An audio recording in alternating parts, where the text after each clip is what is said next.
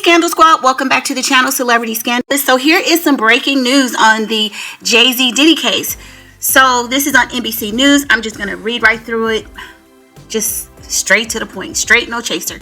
So Jay-Z Accuser comes forward to NBC News, acknowledges inconsistencies in her allegations. Now this was just posted about an hour ago. The woman told NBC News that she came forward because you should always advocate for yourself. When asked about inconsistencies in her account, she added, "I have made some mistakes." And the reason this is a big deal because this is the woman who alleges this incident took place when she was 13 years old, and she has been a Jane Doe, right? She has been a Jane Doe, but now apparently she has made herself known to NBC News. I have not seen an interview. This is just an article.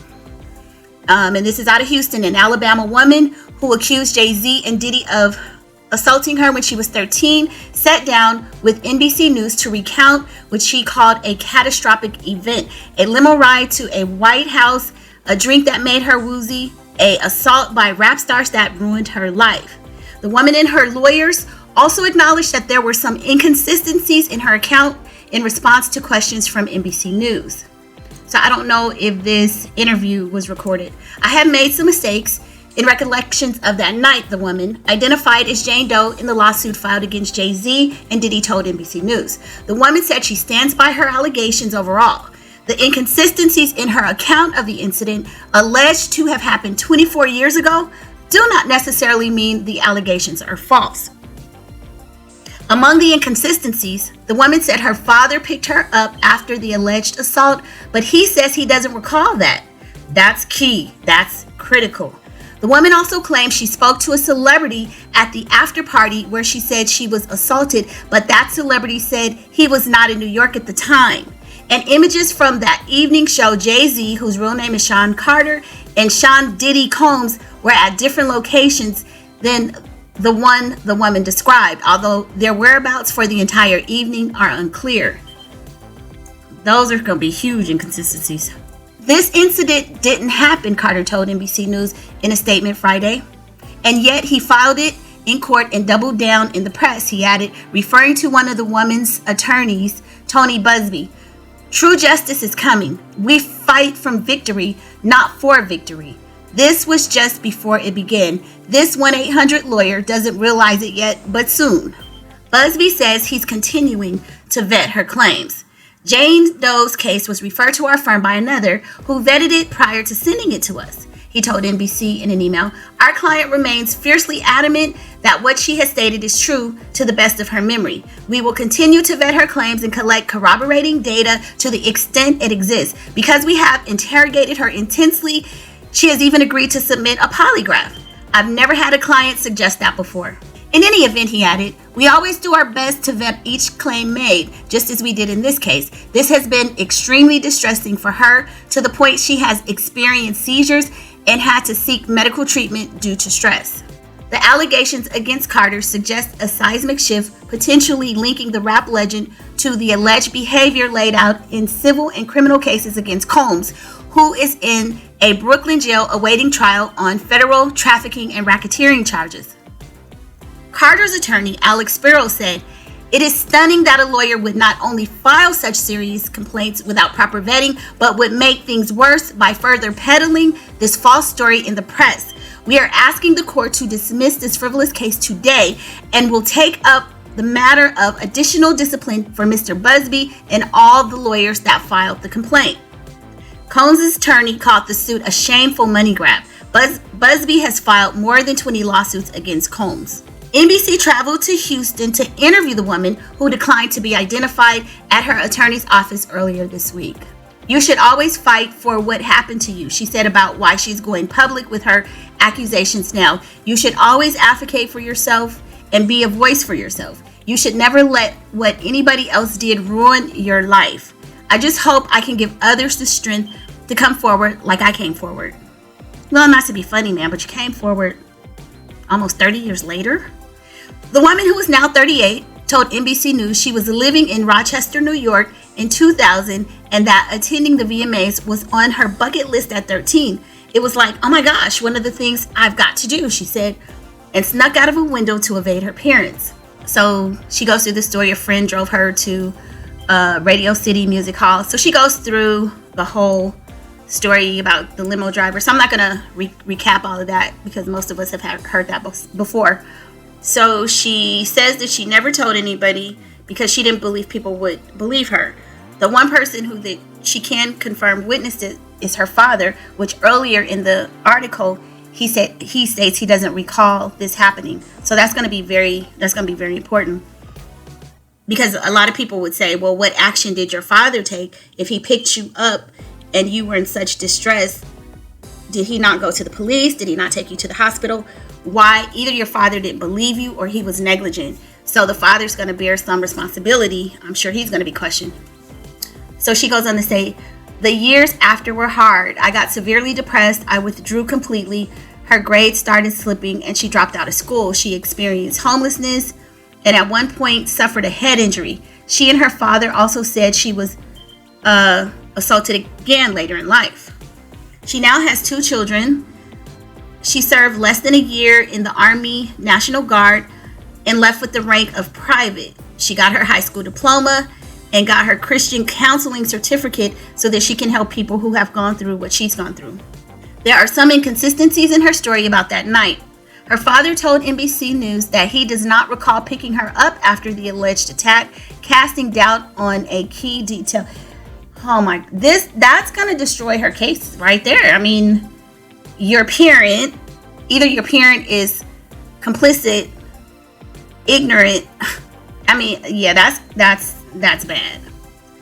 The dad says, I feel like I will remember that, and I don't, he said in an interview Thursday.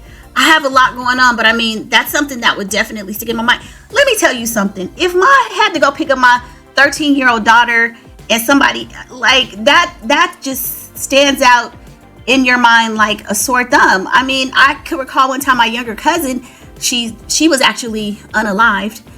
My family, we had to go pick her up one time at 1 o'clock in the morning, and I was a teenager at the time, and I remember that. So as a parent, come on now. I think the father should remember that. This is getting odd here. Now, I mean, this is not looking good for the young lady, but I won't rush to judge. Maybe there is other information, evidence, and details that we're not going to garner from this article. The woman's father, who said he learned of the alleged assault this week, added that he didn't remember once picking her up in the middle of the night, but he said it was a local drive. Yeah, this is kind of falling apart. Her dad picking her up from the gas station is critical evidence. Asked about her father's account in a follow-up interview on Friday, the woman said she stood by her claim that he picked her up and that it's possible he had misremembered.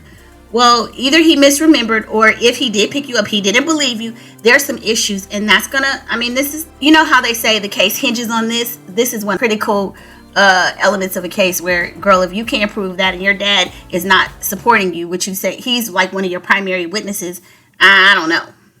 Regarding her father's recollections, Busby told NBC News, we agree. He states that he doesn't remember. His daughter explains that he was in no state to remember during that point in time due to personal issues he was having then. We are talking about a time frame more than 20 years ago. The woman also told NBC News she spoke with musician Benji Madden at the after party. But a representative for Madden confirmed that neither Benji nor his brother Joel attended the 2000 VMAs and that they were on tour in the Midwest at the time. Oh, Lord, girl. This is starting to unravel right on my laptop. Honestly, what is the clearest is what happened to me and the route that I took to what happened to me. Not all of the faces there are as clear, the woman said in the Friday follow-up interview. So I have made some mistakes. I have made a mistake in identifying. Well, here's the problem, ma'am. You don't get millions of dollars if you misrepresent key evidence, unfortunately. Maybe something did occur, but you, to some degree, have to be able to prove it. The woman also could not provide further information about the after party she attended. Now, here's the thing. If they're able to discredit her on behalf of Jay-Z, then it goes away for Diddy too, and he probably won't even have to fight it. If Jay-Z is able to prove that this is a lie and get this case dismissed, it'll be dismissed against both of them, and then this will greatly impact some of the other cases that Diddy's facing. Professional images reviewed by NBC News show Combs and Carter were among the celebrities who attended a VMAs after party at the Lotus nightclub in New York City. It is not clear what time those images were taken or if Combs and Carter attended any other after parties. The building that housed Lotus, now closed, does not match the description of the house the woman described in the lawsuit and interview. I didn't know exactly where we were going or even how long it took, the woman said when asked Tuesday where she thought she was taken that night. She added that she had guessed about the length of the time of the trip had taken in the lawsuit. Busby says, "We have attempted to confirm the correct location. We have never suggested the location was the Lotus Club. Our client has been very specific and detailed about the description of the venue she says she was taken to, and she has never stated it was the Lotus Club." He added, "We won't speculate on whether there was an after party because, again, she doesn't know that." Also, among the woman's allegations that could not be corroborated is how she made it to New York City that night. One of her attorneys provided NBC with the name and birth date of the friend she said drove her, who would have been 20 at the time. That person appears to have died. Well, how convenient. NBC News attempts to reach the person's relatives was unsuccessful. Yeah, now that we're getting more details, this case looks a little bit more flimsy. I'm gonna jump in the pool and say it's not gonna go much further. I feel like there's gonna be a dismissal, but y'all jump in the comments and let me know. Your thoughts. This one is not looking good on behalf of the woman who was then 13 years old. So, just based on these inconsistencies, if we're reading it in this article, you can imagine upon cross-examination and when they go through the discovery phase and depositions, they're going to tear this woman apart. So, y'all jump in the comments and let me know your thoughts. And I'll see you on the next video. Bye.